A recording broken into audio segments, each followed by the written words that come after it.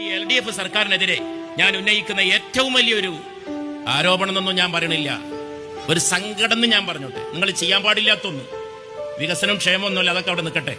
നിങ്ങൾ ഈ നാട്ടിലെ ജനങ്ങളടിയിൽ ഐക്യം തകർക്കുന്ന പണി, അത് സങ്കടമായിപ്പോയി. നിങ്ങൾ ഭരണത്തിലേറുന്ന 10 കൊല്ലം മുമ്പുള്ള കേരളമല്ല ഇന്ന്.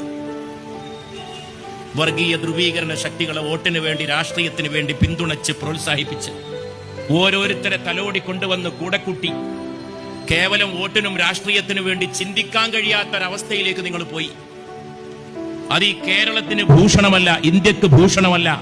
നമ്മുടെ നാടിന് അങ്ങനെ ഒരു പാരമ്പര്യമില്ല. പച്ചക്ക് വർഗീയത പറയുന്നവരെ വരെ നിങ്ങൾക്ക് എങ്ങനെ പ്രോത്സാഹിപ്പിക്കാൻ കഴിയുന്നു? എന്നെങ്കിലും നമ്മളത് ചെയ്തിട്ടുണ്ടോ? കോൺഗ്രസ് അത് ചെയ്യുമോ? ലീഗ് അത് ചെയ്യുമോ? നമുക്കത് ചെയ്യാൻ കഴിയുമോ? ഈ കേരളക്കരയിൽ UDF, കോൺഗ്രസ്, ലീഗ് എന്നൊക്കെ ചിന്തിച്ചാൽ ജനമനസ്സിലേക്ക് എത്തുന്നത് സുന്ദരമായ സ്നേഹത്തിന്റെ, ഐക്യത്തിന്റെ, മൈത്രിയുടെ ഓർമ്മകളാണ്. ഇപ്പൊ നോക്കുമ്പോ ഈ സോഷ്യൽ മീഡിയ ഒക്കെ എടുത്തു നോക്കിയാൽ ഈ സംസ്ഥാനം എങ്ങോട്ടാ പോണത്? കഴിഞ്ഞ 10 കൊല്ലത്തെ ഭരണത്തിന്റെ ബാക്കി പത്രം അത്. ഇവിടെ ഒരു 10 കൊല്ലം, കേന്ദ്രത്തിൽ ഒരു 10 കൊല്ലം. ഇവർ തമ്മിൽ പാർട്ടിയിലും പുറത്ത് പറയുന്നതിലൊക്കെ ഒരുപാട് വ്യത്യാസം ഉണ്ടെങ്കിലും നാട്ടിൽ ഇവർ ചെയ്യുന്ന പണി തമ്മിൽ വലിയ വ്യത്യാസമില്ല.